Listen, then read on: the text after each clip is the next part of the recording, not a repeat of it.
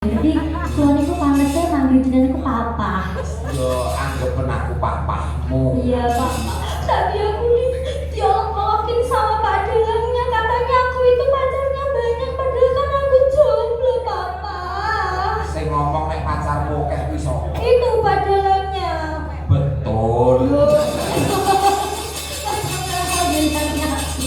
Pacar ki pacangan acara. Wah, lho lah ngerti ta. Ketemu karo Pak Dalang beda-beda, karo kanca-kanca sing beda-beda. Dadi pacangan acaramu ki akeh. Ngono kuwi ngendikane Pak iki ngono kuwi. Oh iya. Dadi bengi iki sampean pacare iki Pak Digaren Pralawan. Iya. Oh, bener, Iya, Pak. betul, acara. Iya. Pacar ki saka tembung pacangan acara, ora kok pacar sing anu ki dudu. Lah sing anu kuwi berarti apa juga? Sing ana kedekatan hati. Ya, heeh. Dudu lho. Dadi ketemumu ki karo kanca-kanca ki akeh banget ngono.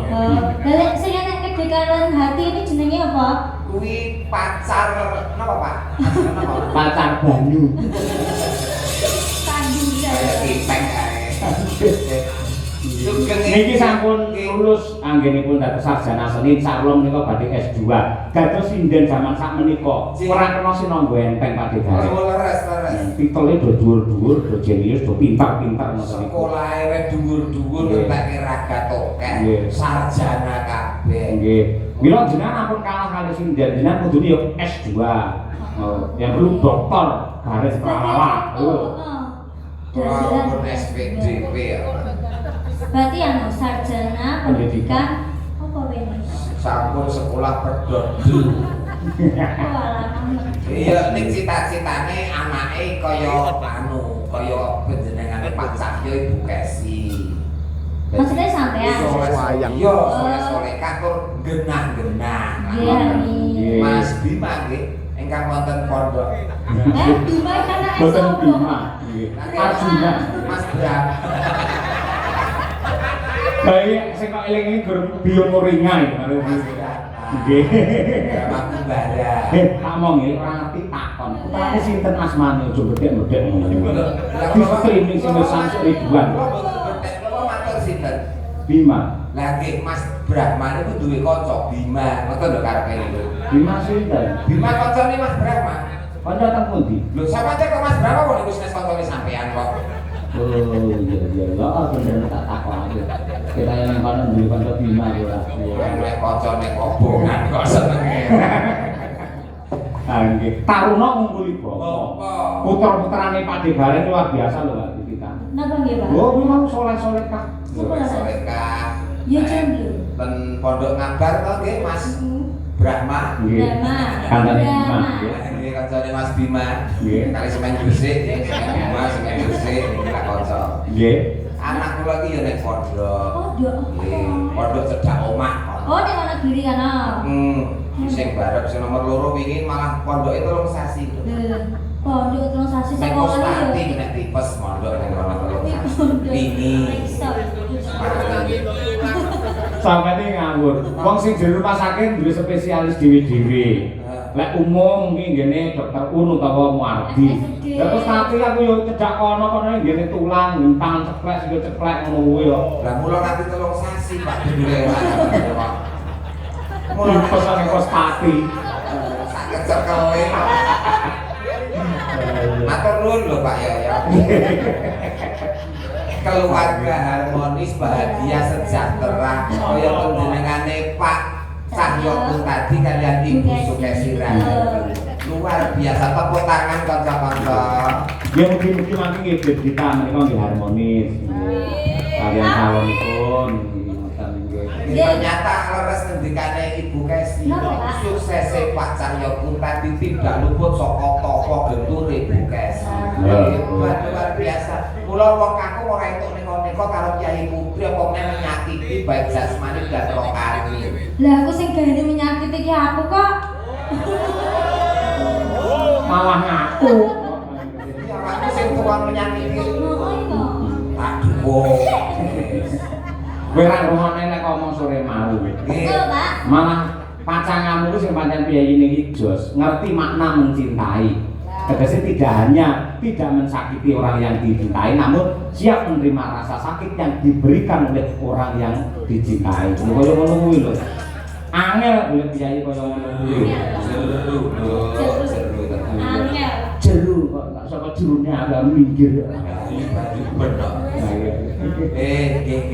Itu rodo sing becik sing apik. Jadi seorang ibu ternyata sing apa nduk jenenge topo ndongake seorang bapak supaya karirnya sukses nyatane kasobatan. Bisa persis bojo kula nggih ngoten. Nggih ta? Bojo kula niku nek turu teng pinggir kali. Tirakat. Boten nek omahe pinggir kali. Bojo kula niku ora mangan sego selikur dina. Ngrowok. Boten nek sego selikur dina dipangan kan wis ora enak. Mampu ya. Siti-siti apa ya Pak ya? Sego mampu akhirnya dipangan bunga mau. Piyayi lek senior wis kaya ngono kuwi, plak santai ngono kuwi. Nyantai. Terus kula remen kali panjenengan, jenengan iki sangat disiplin. Sing jenenge pelawak yang macak gareng, yo kudu anti goro-goro mergo metune ponokawan nggih goro-goro. Nek perlu nanti rampung kukut kok Pak.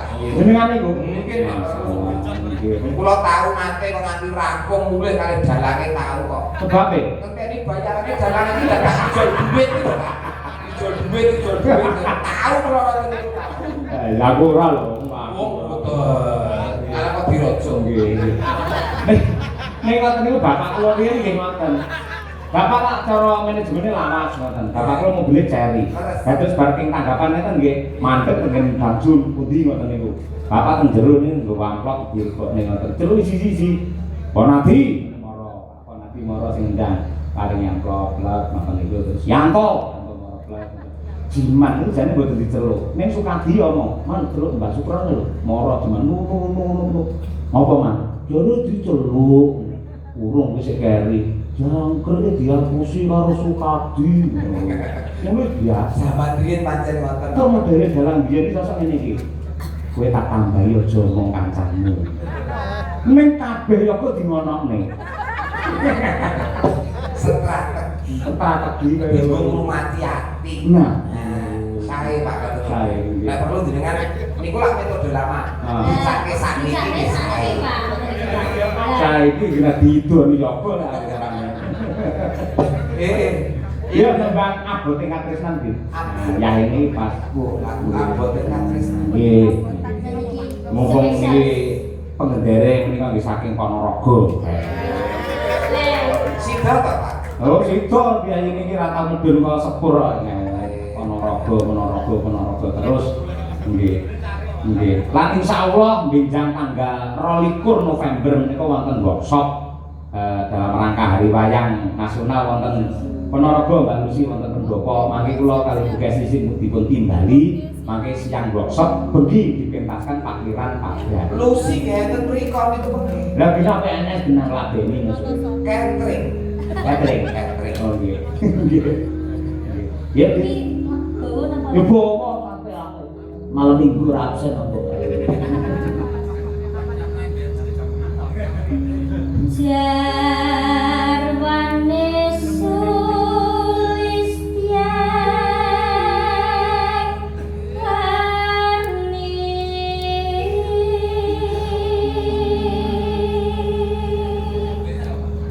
sing wedok nembang sing lanang rokok.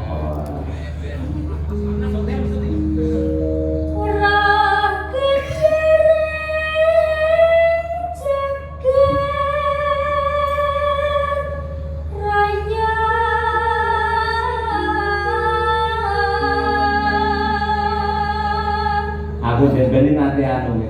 Nduk, Bir. Nate apa iki jenenge Pak Nom Surata sing ngasta to. Mugi-mugi swarga langgeng. Nek UNS. Nek kampus UNS lha Bu Kesi lak nonton karo aku. Anakku itu Kesi nusul. Kene-kene nduk nembang kene. Sing nembangi Bu Kesi sing ndrudeg iku lho. Lha napa, Pak? Lah kon kuwatir. Kuwatir napa? Kuwatir nganti nek klarune biyene mari kenek Pak Kulo. Ah, Bu Kesi nembangi ngimpi.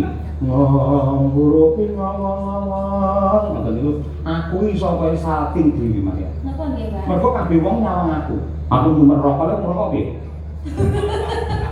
Iku anu Pak, salting ya. Bingung dhewe iki. Mergo kabeh pengalaman abdi lho, ngawang aku kabeh.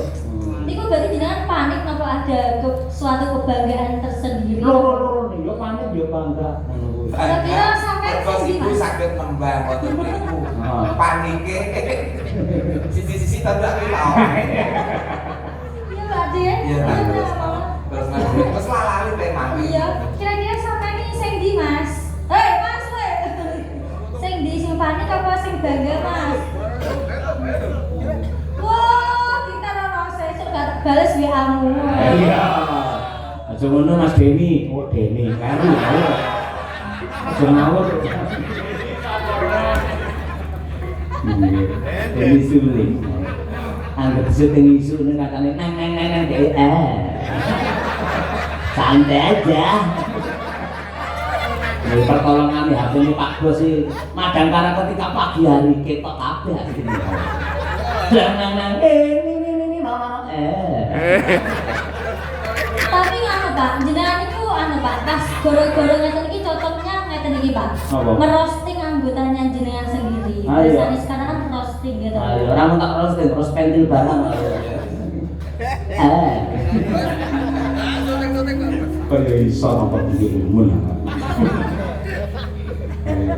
Hayu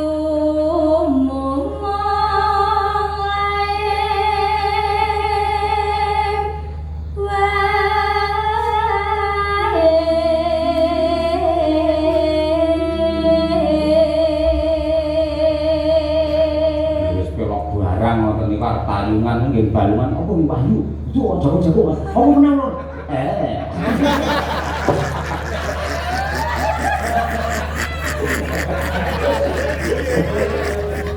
Lah tau digarapi ya Mas Deni. Wong WA karo aku kapan-kapan kula Pak. Oh iya. Ini digarapi kate WA ya. Oh iya, ketok ben muncul.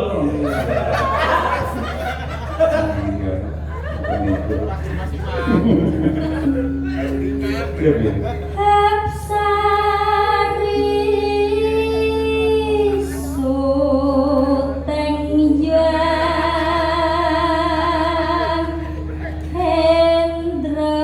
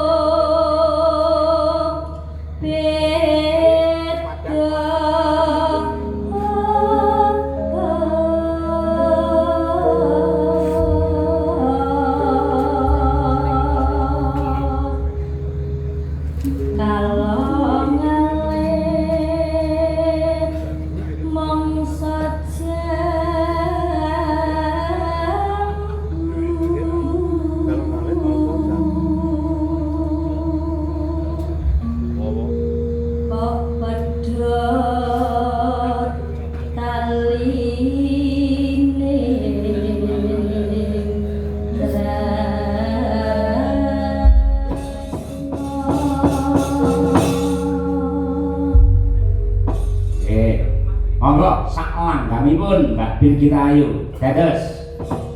Aku bingung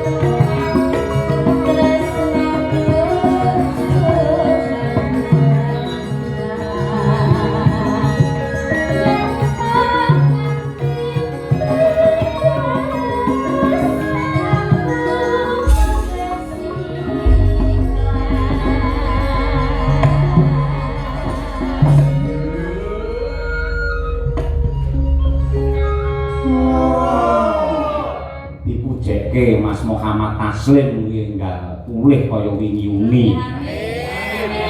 Mergo pancen ya karaktere Madangkara iki siji ning Mas Taslim, ayo. Loro ning Mas Noval, telu ning Pak Heru, papat ning Mas Haji Mas, limo Mas Lukis, Mas Jenny. Oh, Mas Taslim dibasake. Bardawah. Oh, berarti kok nek Kostati. Nah, lagi bener iki.